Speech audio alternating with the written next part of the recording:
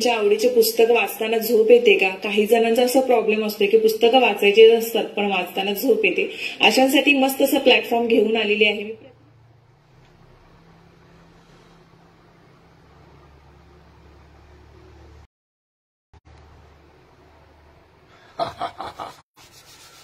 आदरणीय महानुभाव, आप सभी का आज रविवार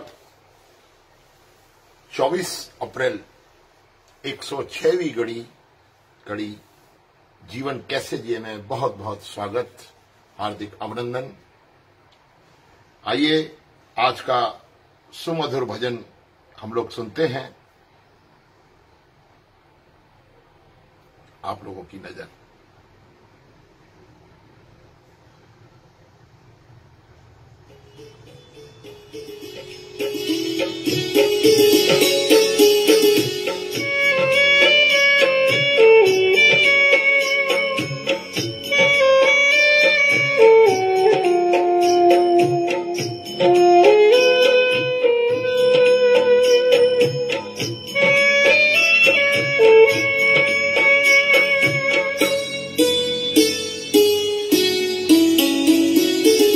नाम है तेरा तारणहारा, कब तेरा दर्शन होगा। जिनकी प्रतिमा इतनी सुंदर, वो कितना सुंदर होगा, वो कितना सुंदर होगा। नाम है तेरा तारणहारा, कब तेरा दर्शन होगा। जिनकी प्रतिमा इतनी सुंदर, वो कितना सुंदर होगा, वो कितना सुंदर होगा।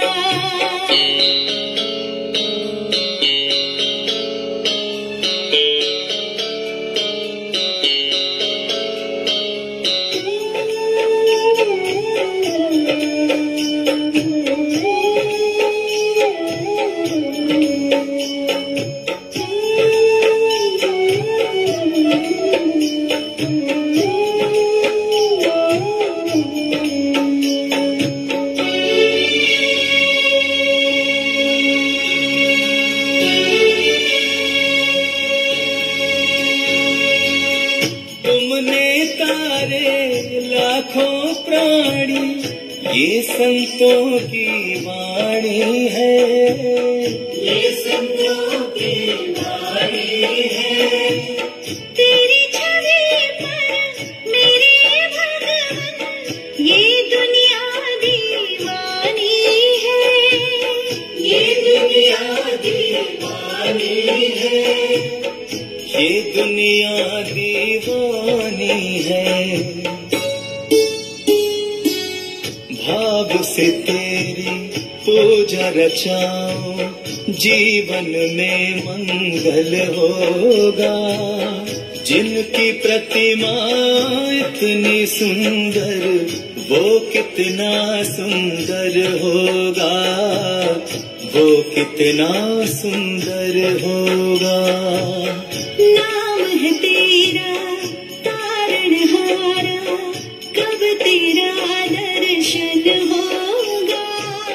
जिनकी प्रतिमा इतनी सुंदर, वो कितना सुंदर होगा, वो कितना सुंदर होगा।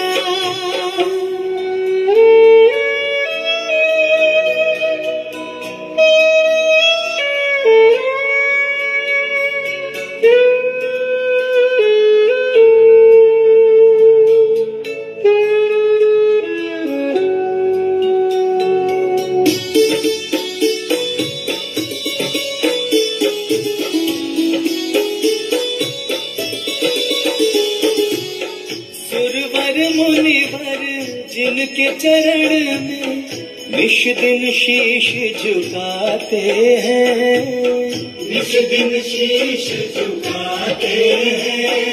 जो गाते हैं प्रभु की महिमा, वो सब कुछ पा जाते हैं, वो सब कुछ पा जाते कुछ पा जाते हैं। अपने कष्ट मिटाने को तेरे चरणों का वंदन होगा। जिनकी प्रतिमा इतनी सुंदर, वो कितना सुंदर होगा, वो कितना सुंदर होगा। नाम है तेरा तारणहारा, कब तेरा दर्शन होगा। जिनकी प्रतिमा इतनी सुंदर, वो कितना सुंदर होगा, वो कितना सुंदर होगा।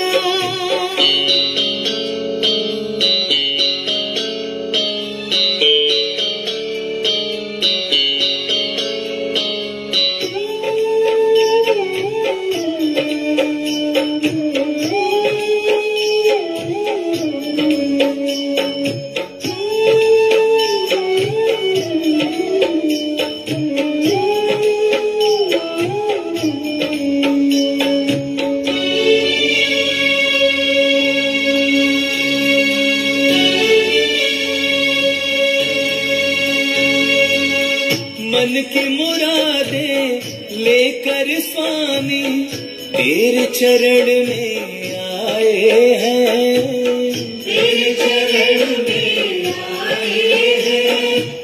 हम हैं बालक तेरे चरण में, तेरे ही गुण गाते हैं, तेरे ही गुण गाते हैं, तेरे ही गुण गाते हैं। भव से पार उतरने को तेरे गीतों का संगम होगा। जिनकी प्रतिमा इतनी सुंदर, वो कितना सुंदर होगा, वो कितना सुंदर होगा। नाम है तेरा तारणहारा, कब तेरा दर्शन होगा। जिनकी प्रतिमा इतनी सुंदर, वो कितना सुंदर होगा, वो कितना सुंदर होगा।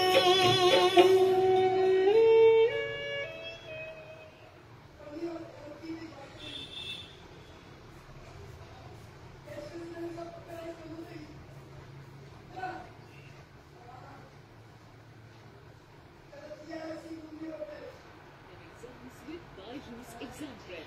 Get up to 40% more.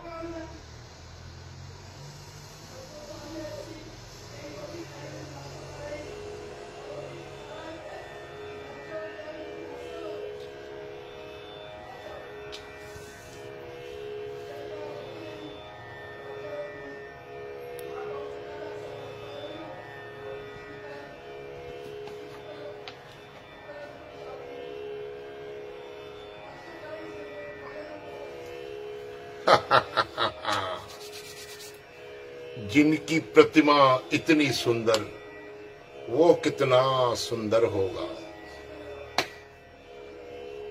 आदरणीय बंधुओं, बहनों, भाइयों, आप सभी का इस रविवासरीय जीवन कैसे जिए की 106वीं कड़ी में पुनः स्वागत। बहुत ही सुंदर पल, बहुत ही सुंदर समा आप सभी लोगों के नजर हम आपसे रूबरू हुए हैं आज उल्लासनगर से। ये एक ऐसा जीवन का यात्रा का एक ऐसा प्रभु के द्वारा दिया हुआ ऐसी व्यवस्था है जिसमें हम और आप सभी व्यवस्थित होकर अपने जीवन को संचालित करते हैं। हम और आप सभी इस प्रभु की असीम कायनात सृष्टि में अपने अपने रोल के हिसाब से, ये जीवन रंगमंच है, इसमें अपने अपने किरदार के हिसाब से हम और आप सभी जीवन यापन करते हैं। ये एक बहुत ही शाश्वत सुंदर व्यवस्था परमेश्वर की है, जिसमें हम और आप सभी व्यवस्थित होते हैं और इसी व्यवस्थाओं में परमेश्वर के चरणों में समर्पित होकर भक्ति भाव से हम परमेश्वर का कीर्तन, मनन, आराधन, प्रवचन इत्यादि करते रहते हैं और आप लोगों से मेरा मुलाकात होती रहती है। ये एक जीवन का एक ऐसा चलन है जिसमें किसी महापुरुष ने समय समय पर कहा है, चरैवेति चरैवेति, चलते रहें, जीवन चलने का नाम, चलते रहो सुबह और शाम। हमारे आपके जीवन के इस अंदाज में जिस किरदार का जो अंदाज है, जिस किरदार का जो रोल है, हम और आप उस असीम प्रभु की अनुकंपा से, उस असीम प्रभु की कृपा से वैसा वैसा जीवन जी रहे हैं। और जीवन कैसे जी रहे हैं, समय समय पर महापुरुषों की, गुरुओं की, सदगुरुओं की वाणी से हम लोग प्रेरणा लेकर हम और आप ऐसी विवेचना करते हैं। आज विवेचना की 106वीं कड़ी में आप सभी का बहुत बहुत स्वागत। आज सुनी अंध्या कैसे मार्ग पावे, कर गहे ले और निबहावे, कहा बुझारत बूझे डोरा, निष्कइये तो समझे भोरा, कहा विसन पद गावे गुंग, जतन करे तो भी सुरभंग, कौ पिंगल पर्वत पर भवन, नए होत हुआ उस गवन, करतार करुणा में दीन विनती करे, नानक तुम्हारी कृपा करे। एक बचपन में एक दोहा मैं अक्सर सुन लेता था। उसमें एक विशेष दर्शन जो आज मेरी बातचीत के दरमियान आप लोगों के सामने आ रहा है।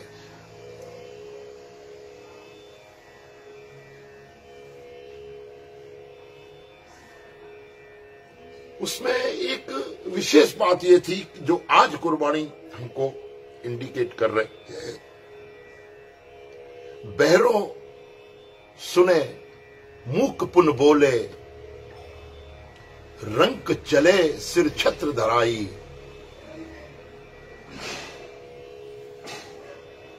अर्थ इसका बहुत ही सीधा और साधारण है। जाकी कृपा पंगु गिर लंघे, अंधे को सब कुछ दर्शाई। जिस परमेश्वर की कृपा से, पंगु कहते हैं लंगड़ा, लंगड़ा व्यक्ति गिरी अथवा पर्वत लांघ जाता है, ऐसी अनहोनी प्रभु की कृपा, जिसकी कृपा, जाकी कृपा पंगु गिर लंघे, अंधे को सब कुछ दर्शाई, बहरो सुने मूक पुन बोले, रंक चले सिर छत्र धराई।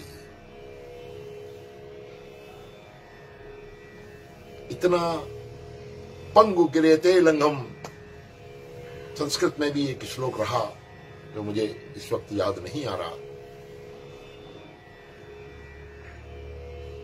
मूकम करोति वाचालम पंगुम गिरियते लिंगम, मूक गूंगा बोलने लगता है और पंगु गिर यानी पहाड़ को भी लांघ जाता है। बहरो सुने, अंधा देखे। ये सचमुच परमेश्वर की कृपा है, तभी ऐसा सब कुछ दिखाई देता है। आज गुरबाणी में सुखमनी साहब की पौड़ी में, श्लोक में भी यही दर्शन आया है। मैं आपके सामने विवेचना करता हूं।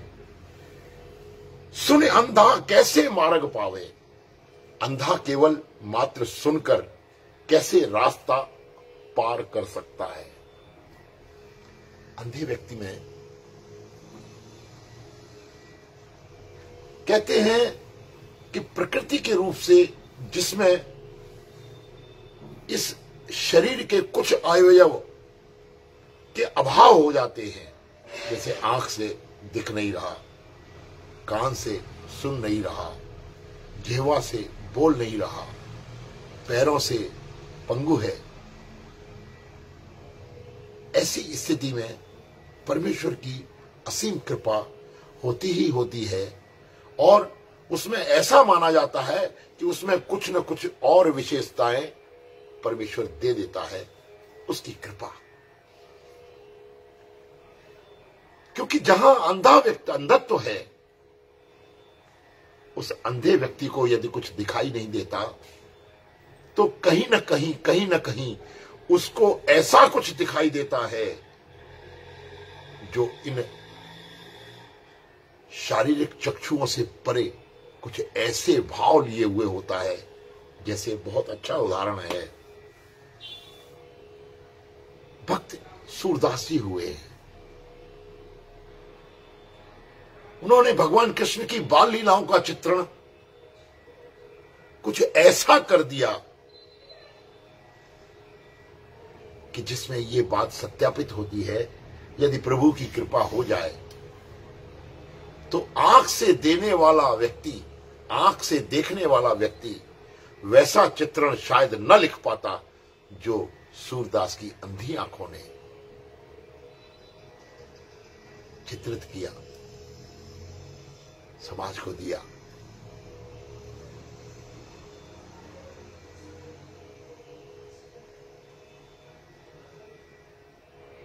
कैसा अनोखा दृष्टिकोण है, कैसा अनोखा दर्शन है, कैसा विशिष्ट परमेश्वर की कृपा का चमत्कार है। आंखें नहीं है, घुटन चलत रेन तन मंडित, मुख दधि लेप किए। हा हा हा,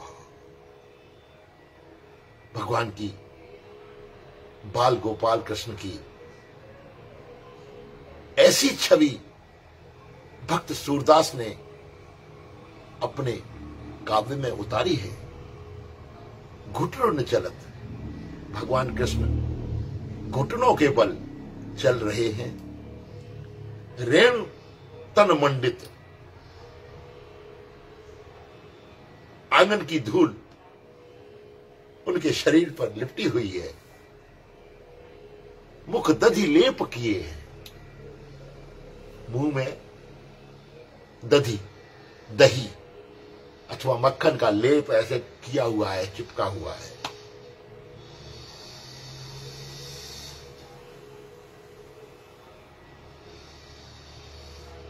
मां से, यशोदा मैया से टिटोली करते हुए, जिद करते हुए, हट करते हुए भक्त सूरदास ने ऐसा चित्रण लिखा कि आंख के न होते हुए भी अंतर्दृष्टि से उन्होंने भगवान के, मां के, भगवान कृष्ण के मां यशोदा के साथ साथ के संवादों को ज्यों का त्यों उतार दिया। मैया कबई बढ़ेगी चोटी,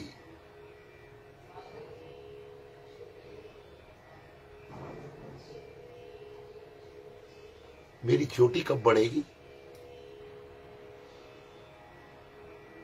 तू जो कहत बाल की बेणी, ज्यों होवे लांबी मोटी। मेरी चोटी इतनी मोटी हो जाएगी जितनी दाऊ जी की है, मेरे बलराम भैया की है।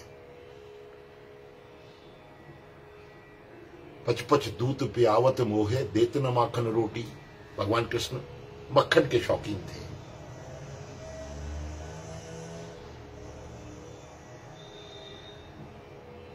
तो बार बार मुझे दूध पिलाती है, दूध पिलाती रहती है और मुझे मक्खन रोटी नहीं देती। तो मक्खन रोटी न देने का अर्थ क्या है? मां, मेरी चोटी कब बढ़ेगी? अथवा मैया मोरी मैं नहीं माखन खायो।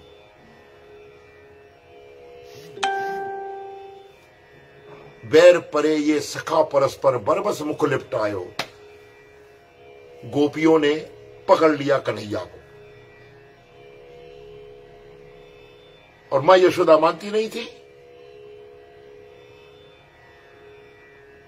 मेरे कन्हैया ने किसी का माखन नहीं खाया, किसी के घर में चोरी नहीं की। मक्खन चोर तुम लोग उसको जबरदस्ती उसको परेशान करती हो मेरे कान्हा को। एक दिन कृष्ण भगवान को, बाल गोपाल को गोपियों ने पकड़ लिया मक्खन खाते हुए। पकड़ लिया और जब उनको ऐसा पकड़ लिया ऐसी हालत में, तो पकड़ के ले गई यशोदा मैया के पास। मैया देख, तू तो कहती है कि मक्खन चोरी नहीं करता, इसने आज दे खाया, इसके मुंह पे लिपटा हुआ है। भगवान कृष्ण पकड़े गए। मैया मोरी मैं नहीं माखन खायो। बैर परे ये सखा परस्पर बरबस मुख लपटायो। मेरे सखा जो गोपाल सखा थे,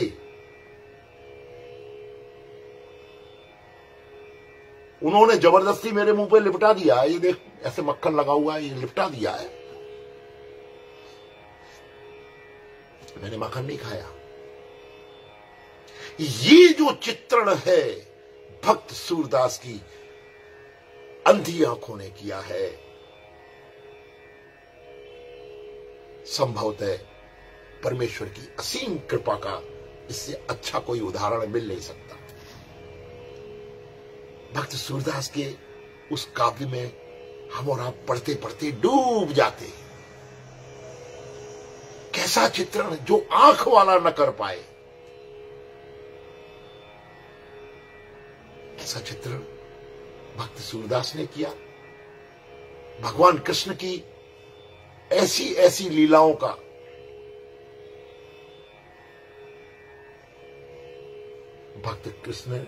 भक्त सूरदास ने किया चित्रण, जो आज हम पढ़ते हैं, आनंद विभोर होते हैं। कई एक पद ऐसे हैं जिसमें ऐसा लगता ही नहीं है कि भक्त सूरदास ने कृष्ण के साक्षात दर्शन न किए हों अथवा उनको काव्य में न उतारा हो। प्रभु की लीला, परमेश्वर की असीम कृपा उन भक्तों पर जहां पर कृपा परमेश्वर की व्याप्त है, उसके लिए इस संसार में सब कुछ पर्याप्त है। ऐसा भाव कि इस कृपा का साक्षात प्रतिफल हम और आपको मिलता है। ऐसी कृपा जो अंधे को सब कुछ दर्शाई, बहरों सुने, मूक पुन बोले, गूंगा व्यक्ति बोलने लगता है। मूकम करोति वाचालम पंगु क्रियते लंगम।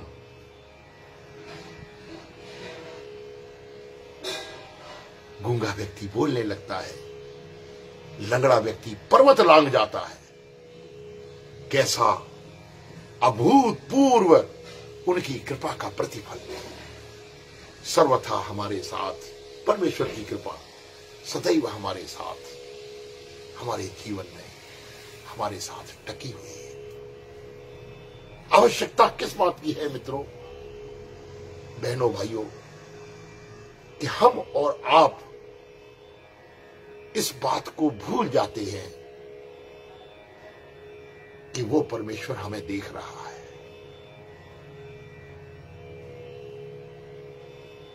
कैसे कहें कि वो नहीं देख रहा। एक दार्शनिक विचारक चिंतन ने अपनी एक दिन की कहानी हमारे सामने रखी है, हमें सुनाई है, जो मुझे स्मरण हुआ है अभी मैं आप लोगों को सुना रहा हूं।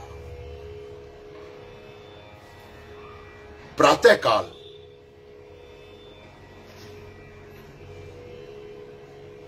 किसी ने दरवाजा खटखटाया, खट खट खट खट।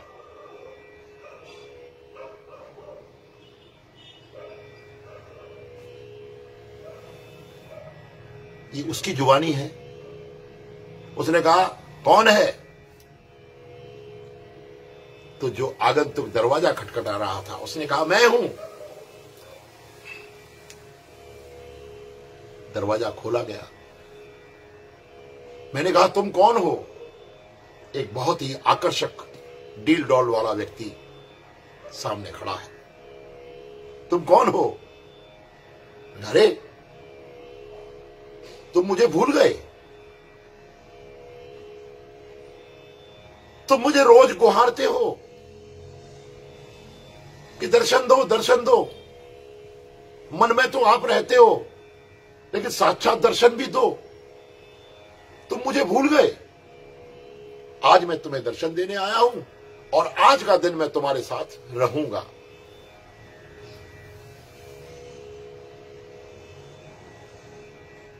मैं हतप्रभ रह गया। कौन है ये?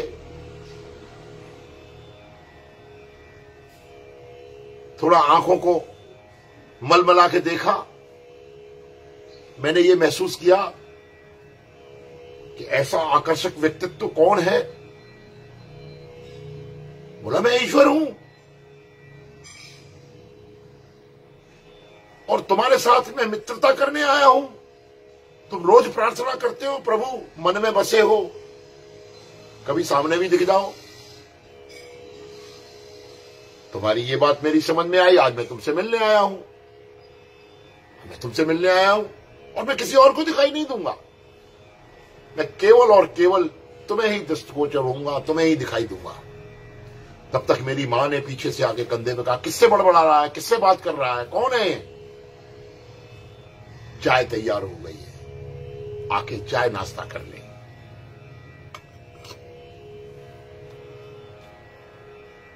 मैंने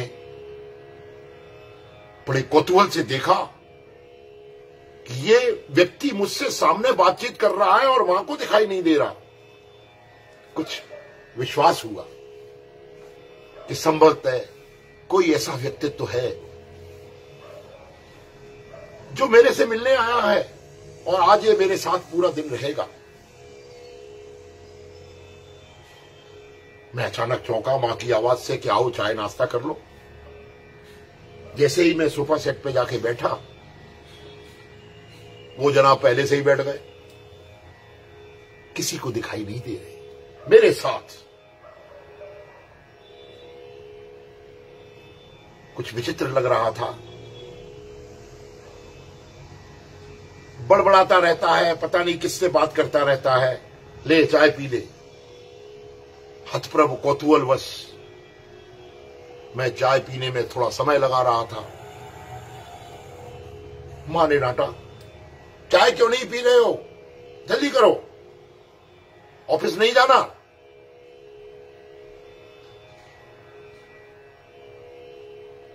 झुंझला के मैं कुछ कहने ही वाला था कि आज चाय में चीनी सही नहीं है, नाश्ता सही नहीं बना। जैसा मेरी आदत थी, अक्सर मैं मां से झड़प ले लेता था। लेकिन उस वक्त वो व्यक्ति जो ईश्वर के रूप में मेरे कमरे में मेरे साथ बैठा है, मुझे ऐसा लगा कि मुझे मां को ऐसे शब्द नहीं कहना चाहिए। ये देख रहा है। मैंने मां से कहा, मां कोई बात नहीं, मैं जाता हूं। मां भी मेरे इस व्यवहार को देखकर हतप्रभ रह गई कि आज गुड मॉर्निंग है। अन्यथा सवेरे नाश्ते पे, चाय पे, किसी न किसी पे झुंझलाहट मेरी रहती ही रहती थी। लेकिन आज वो ऐसा व्यक्ति, ऐसा आगंतुक मेरे साथ शरीक हो गया, मेरे साथ रहा, जिसकी वजह से मेरे व्यवहार में परिवर्तन आना स्वाभाविक रहा।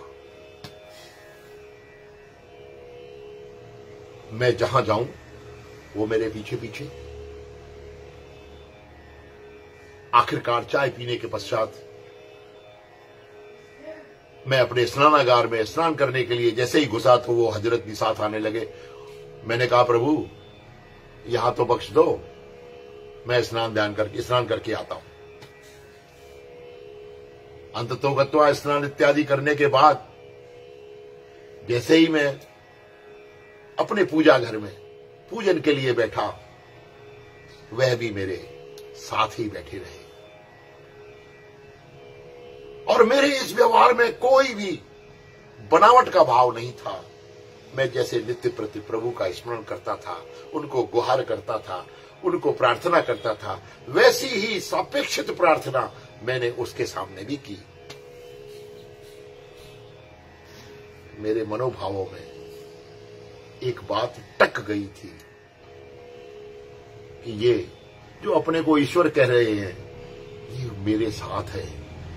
मेरा कोई भी कृत्य इनके प्रति ऐसा नहीं होना चाहिए जो ये देखें और मुझे ऐसा कहें कि तुम ये गलत कर रहे हो, ऐसा नहीं करो, ऐसा करो।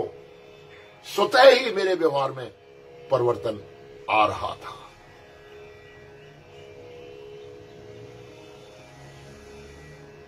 इत्यादि इत्यादि दिन भर की चर्चा चलती रही। वो आगंतुक मेरे साथ बने रहे। दिन भर में ऑफिस इत्यादि का काम करते हुए मैंने सारी व्यवस्थाओं को, सारे व्यवहारों को निपटाया, ये सोच के ये व्यक्ति मेरे साथ चल रहा है। उसका भी व्यवहार मेरे प्रति बड़ा ही प्रेम और केयरिंग था। वो मेरे साथ चलते रहे पूरा दिन। ऑफिस में भी जिस प्रकार के मेरे व्यवसाय में, मेरे व्यापार में जिस तरह के व्यवहार मेरे वांछनीय होने चाहिए थे, वही मैंने सभी लोगों के साथ वांछनीय व्यवहार किए। शाम के समय यदि मैं थका हारा आता था तो मेरे परिवार में मेरे थकान को देखकर मेरे प्रति जो व्यवहार होता था, वह तो सहिष्णु व्यवहार होता था, केयरिंग होता था, लविंग होता था। लेकिन आज वो व्यवहार और अधिक प्यारमय, और अधिक केयरिंग, और अधिक व्यवस्थित था। मेरा अपना व्यवहार परिवर्तित हो रहा था। एक दिन सुबह से लेकर शाम तक मेरे साथ वो नव आगंतुक जो सुबह सुबह मेरे साथ जुड़ा, दिन भर के सारे क्रियाकलापों के साथ, दिनचर्याओं के साथ, जब मैं शाम को वापस घर पहुंचा तो मैंने सांझ को भी पूजा के घर में बैठकर ऐसा महसूस किया कि आज का मेरा दिन मेरे जीवन का सर्वोत्तम दिवस है।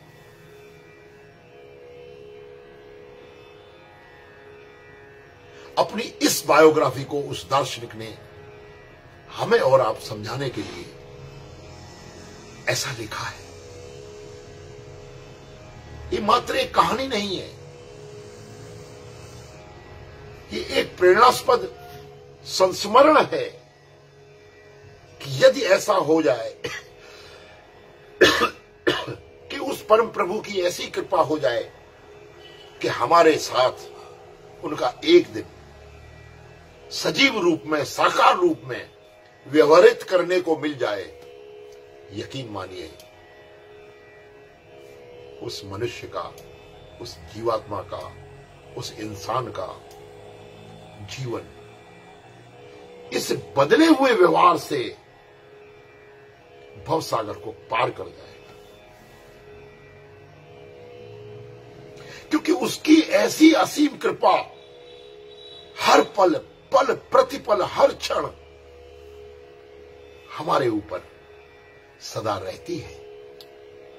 ऐसा मेरा भी मानना है, ऐसा आप सभी का भी मानना है। हम और आप परमेश्वर की इस विशिष्ट व्यवस्थाओं में अपने आप को मनोभावों के आधार पर, विचारों के आधार पर, जो विचार हमारे व्यापक होने चाहिए, प्रेम अथवा उपकार के भाव को लिए हुए होने चाहिए, दया के भाव को लिए हुए होने चाहिए, वो प्रेम अथवा घृणा में परिवर्तित होकर अपकार के भाव से स्वयं को अहंकार के मद में चूर होके, भ्रमित होके हम उस परमेश्वर की उपस्थिति का अपने साथ कनेक्शन काट लेते हैं और वही जीवन हमारे लिए दुख, कलेश, संताप इत्यादि से भर जाता है। यदि हम ऐसा प्रयास करें कि परमेश्वर सदैव हमारे अंग संग है, हमारे साथ है, तो इस दार्शनिक की, इस विचारक की ये अनोखी कथा जो मैंने आपको सुनाई, ये अपने आप में बहुत ही प्रेरणास्पद और हमारा मार्गदर्शन करने के लिए उपयुक्त होगी। मैं ऐसा महसूस कर रहा हूं कि आज हर वक्त, हर समय, हर पल, पल प्रतिपल यदि हम ऐसा महसूस करने लगे कि परमेश्वर सदैव सब कुछ हमारी गतिविधियों को देख रहा है, और हकीकत भी है, हमारी सांस दर सांस, हर पल प्रति क्षण इस कायनात में, इस प्रकृति के पांचों तत्वों के आधार पर जो हमारे जीवन में पांचों तत्वों के ये अभूतपूर्व संयोजन से बनाया गया जीवन है, इसमें एक पल के लिए भी यदि प्रकृति का नायाब तत्व प्राण वायु अगर परमेश्वर के रूप को लेकर चले, हम प्रकृति के रूप को लेकर चले, हम एक क्षण के लिए भी यदि हमारी श्वास अथवा प्राणवायु बंद हो जाए तो हम मृत हो जाएंगे। एक क्षण के लिए भी अगर हमारे शरीर की अग्नि तत्व ताप अगर शांत हो गया तो हम मृत हो जाएंगे। एक क्षण के लिए भी यदि भूमि पर जिस पर हम संचरण करते हैं वो भूमि तत्व हमसे जुदा हो गया, हमारा कल्याण, हम मृत प्राय हो जाएंगे। एक क्षण के लिए भी यदि जल तत्व हमसे दूर हो गया, एक क्षण के लिए भी यदि आकाश का हमारे साथ संपर्क टूट गया तो हम मृत प्राय हो जाएंगे। यही भगवान भू, गगन, वायु, अग्नि और नीर के रूप में हमारे हर पल पल प्रतिपल हमारे सानिध्य में है, हमें सब कुछ अपनी कृपा के आधार पर देख रहा है। मित्रों, बंधुओं, भाइयों, बहनों, आप लोगों के साथ ये जो वार्ता मेरी चलती है, मैं अपने आप को बहुत सौभाग्यशाली महसूस करता हूं कि मुझे ऐसी ऐसी बातें आप लोगों से साझा करने में परमेश्वर की कृपा रहती है। केवल और केवल यही देखा जाए कि ईश्वर के रूप में, इस प्रकृति के रूप में अथवा इन पांचों तत्वों के रूप में हर पल परमेश्वर हमें देख रहा है, तो सुनिश्चित मानिए हमारा जितना भी भ्रमित व्यवहार इस संसार में हम जीते हैं उसको करेक्शन करके, अपनी विचारधाराओं को शुद्ध करके परमेश्वर के प्रति अपने आप को समर्पित करते हुए उसकी भक्ति में सर्वे क्षण, सर्व क्षण, हमेशा हमेशा सदैव अपने ऊपर उस प्रभु की कृपा का भान करते हुए, उसकी रहमतों का आभास करते हुए हम जिए तो हमारा जीवन सुनिश्चित। हम कैसे जिए, यही एक बहुत बड़ा आज की 106वीं कड़ी का विचार, विवेचना और इसके साथ ही साथ सुने अंधा कैसे मार्ग पावे, अंधा केवल मात्र सुनकर कैसे रास्ता पार कर सकता है। यदि उसका हाथ पकड़ लिया जाए तो वह अंत मंजिल तक भी पहुंच जाएगा। बहरा भला सांकेतिक बात कैसे समझ सकता है, यदि उसे रात कहे तो दिन समझता है क्योंकि बहरा है। गूंगा भला किस तरह विष्णुपद गीत छंद गा सकता है, यदि गाने का प्रयास करेगा तो भी उसका स्वर भंग हो जाएगा। लंगड़ा भला कैसे पर्वत लांग कर बना सकता है, घर बना सकता है, उसका वहां जाना ही नहीं हो सकता, अर्थात वहीं पहुंचना है उसके लिए असंभव है। गुरु अर्जुन देव साहब जी दीन बनकर विनय करते हैं, हे कृपालु, हे दयालु, हे प्रभु, केवल तुम्हारी कृपा से ही अंधा बहरा गूंगा लंगड़ा भव सागर से तर जाता है, तो इस दीन पर भी कृपा करो। आज की वार्ता समापन की ओर आप सभी लोगों का बहुत बहुत आभार, अभिनंदन। आज ऐसा भाव हमारे मन में है कि ईश्वर की कृपा का हम साक्षात्कार करें, उसके सानिध्य का हम हर पल उसकी उपस्थिति का आभास करें, ऐसे जीवन जिए।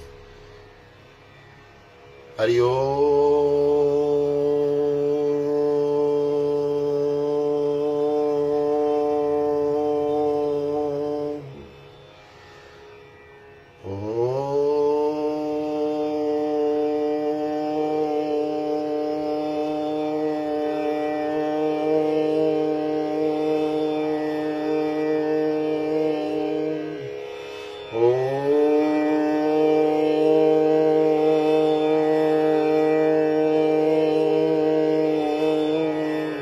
एक ओंकार सतनाम करता पुरुष निर्भव निर्वैर अकाल मूर्त अजूनी सेवम गुर प्रसाद जप आदि सच जुगाद सच है भी सच नानक होसी भी सच।